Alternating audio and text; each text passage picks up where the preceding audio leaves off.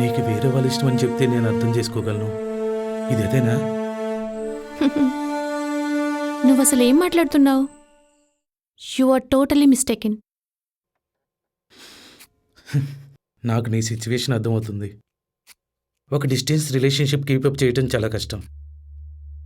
అతను ఇప్పుడు కూడా నీతోనే ఉన్నాడు, నేను కేర్ చేస్తున్నాడు. అందువల్ల నా మీద కంటే అతని మీద ఇష్టం ఉండొచ్చు, దాన్ని నేను కాదంటలేదు.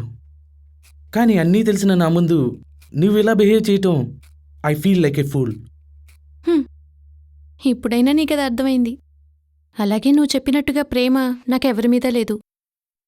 ఇదంతా కూడా ట్రూ లవ్ అని నీలాంటి బుర్రతక్క వాళ్ళు అనుకుంటే దానికి నేనేం చేయలేను.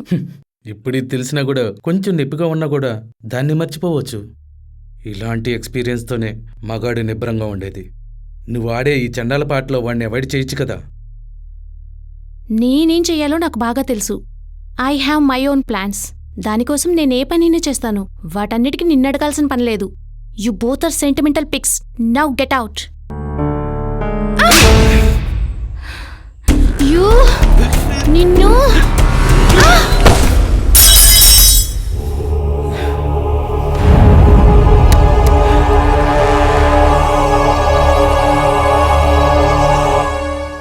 ఇంత త్వరగా క్షమాభిక్ష నేను ఎక్స్పెక్ట్ చేయలేదు. అది మీరే అయి ఉంటారని ఒక చిన్న గెస్ మాత్రమే నాకుండేది.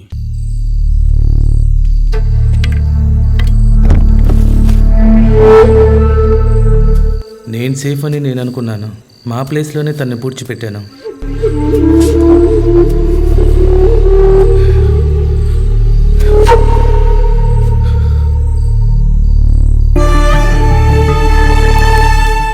కావాలని చేయకపోయినా నా చేతిలోనే తను చనిపోయింది. ఆ సిచ్యువేషన్లోనే తన్ని పూడ్చిపెట్టాను. న్యాయం ఎలాగ ఉన్నా సరే నేను చేసిన పాపానికి శిక్ష అనుభవించే తీరాలి. మీరు ఇప్పుడే పోలీస్ స్టేషన్లో ఇన్ఫార్మ్ చేయండి. మిమ్మల్ని చట్టం ముందు నిలబెట్టి శిక్ష పడేలా చేయాలన్న ఉద్దేశంతో కాదు మేమిక్కడికి వచ్చింది. దీనిలో నిజాలు తెలుసుకోవడానికి మాత్రమే. మా ప్రశ్నకు సమాధానం దొరికింది. So good night sir.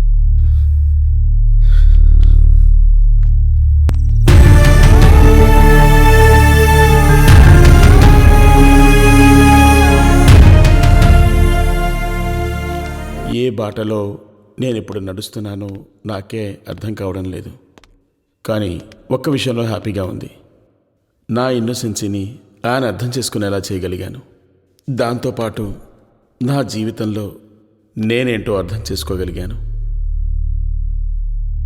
సర్వోన్నతుడైన దేవుడి విచారణకు సమయం ఆసన్నమైనది.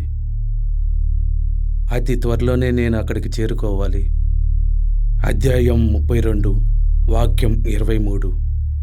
అయినా మీరు అలా చేయరు. అలా చేసినట్టయితే మీరు దేవుడి ముందు దోషిగా ఉన్నట్టే. మీ పాపం మిమ్మల్ని ఖచ్చితంగా వెంటాడుతుందని తెలిసే చేశారు.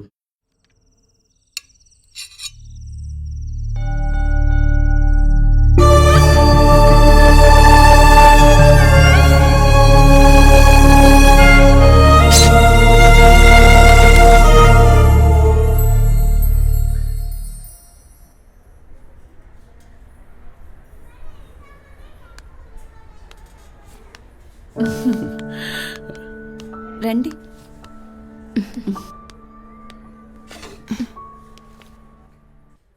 Okay, everything is fine. Baby is very healthy.